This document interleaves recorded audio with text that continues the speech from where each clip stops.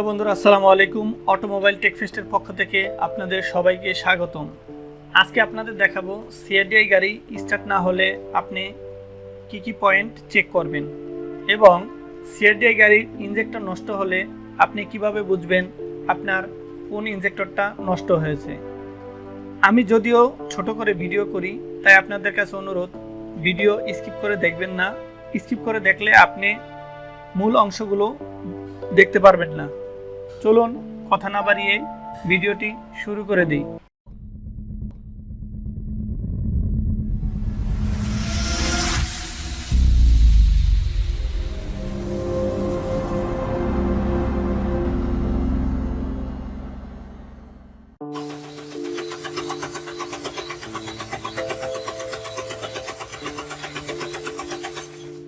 আজকে দেখাবো সিআরডিআই গাড়ি সেলফ মারার পরে স্টার্ট না হলে আপনি প্রথমে কি চেক করবেন এবং কি দেখবেন।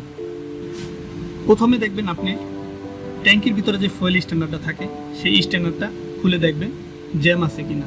অনেক সময় ডিজেলের যে ময়লাটা থাকে সেই ময়লার কারণে ফুয়েল স্ট্যান্ডারের ভিতরে যে নেট থাকে, নেটটা ফুল জ্যাম হয়ে যায়। আপনি প্রথমে কি করবেন, এই স্ট্যান্ডারটা খুলবেন এবং সবচেয়ে ভালো হয় ট্যাঙ্কিটা, এই ফুয়েল ট্যাঙ্কিটা ফুল পরিষ্কার করবেন, নিচে নামিয়ে সুন্দর করে ওয়াশ করে তারপরে এটা লাগাবেন। তারপরে দেখবেন ডিজেল লাইন, এই হচ্ছে ডিজেল লাইনগুলো। প্রত্যেকটা লাইন দেখবেন যে আমার ভিতরে যে ফিল্টারগুলো থাকে এই ফিল্টারগুলোর কী অবস্থা। যদি খারাপ থাকে সেই ক্ষেত্রে চেঞ্জ করবেন। অনেক সময় দেখা যায় এই জায়গায় যে ফিল্টারটা থাকে এসি পাম্পের সাথে, এই ফিল্টারটা বেশি সমস্যা হয়ে থাকে, কারণ এই ফিল্টারটার ভিতরে পেপারটি জ্যাম হয়ে যায়। সেক্ষেত্রে তারপরে এটাও চেক করবেন। তারপরে দেখবেন যে এই এসি পাম্পে অনেক সময় তেলটার প্রেশারটা মনে হলে হাই প্রেশার পাইবে, এটা পৌঁছাতে পারে না। সেক্ষেত্রে এটাও চেক করবেন। এটাও চেক করে দেখবেন আমার এটাই কোনো সমস্যা আছে কি না। তারপরে পরবর্তী স্টেপে যাবেন। তারপরে দেখবেন আমার পাম্পের এই দুইটা খুলে দেখবেন আমার এটা হচ্ছে high pressure pump, CRDI high pressure pump. এই পাম্পে আমার প্রেশার দিচ্ছে কিনা এটাও চেক করে নেবেন। চেক করবেন যে আমার পাম্পে পুরোপুরি প্রেশার দিয়েছে কিনা।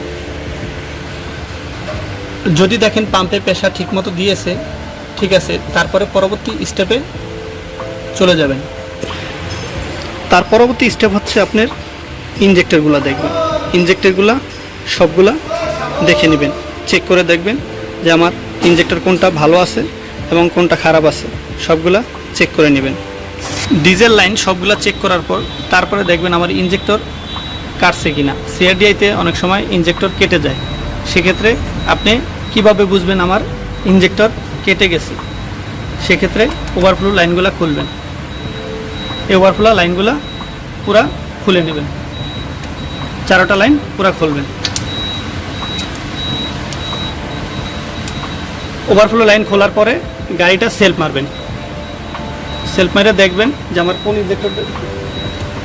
কোন ইঞ্জেক্টরটায় কেমন তেল মারে। যেটা খারাপ ওইটা বুঝতে পারবেন। এটা দিয়ে অতিরিক্ত তেল মারে, এটা দিয়ে অতিরিক্ত তেল মারে, কিন্তু এগুলো দিয়ে তেল মারতেছে।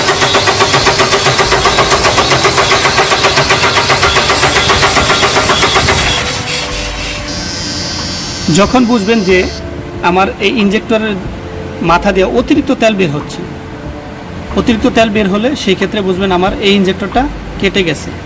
আর যদি ইঞ্জেক্টর ভালো থাকলে সেই ক্ষেত্রে দেখবেন এই ওভারফ্লো লাইন দিয়ে অল্প অল্প ডিজেল বের হবে, অতিরিক্ত ডিজেল বের হবে না। সেক্ষেত্রে আপনি বুঝে যাবেন যে আমার যেটাতে বেশি অতিরিক্ত তেল বের হবে, সেক্ষেত্রে বুঝে যাবেন যে এই ইঞ্জেক্টরটা আমার কেটে গেছে। এটা চেঞ্জ করে দিলে আশা করি সবগুলো ঠিক হয়ে যাবে। তারপর যদি দেখেন না এই একটা সমস্যা হওয়ার পরও আমার সমাধান আছে, সেই ক্ষেত্রে পুরো সেট ধরে চেঞ্জ করে দেবেন। বন্ধুরা, এই ছিল ভিডিওটি।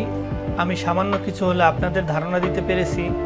যদি আমার ভিডিওটি ভালো লেগে থাকে তাহলে অবশ্যই লাইক, কমেন্ট এবং শেয়ার করবেন এবং আমার পরবর্তী ভিডিও পাওয়ার জন্য পাশের বেল বাটনটি প্রেস করে দিবেন। সবাই ভালো থাকবেন, সুস্থ থাকবেন এই কামনায়। আল্লাহ হাফেজ।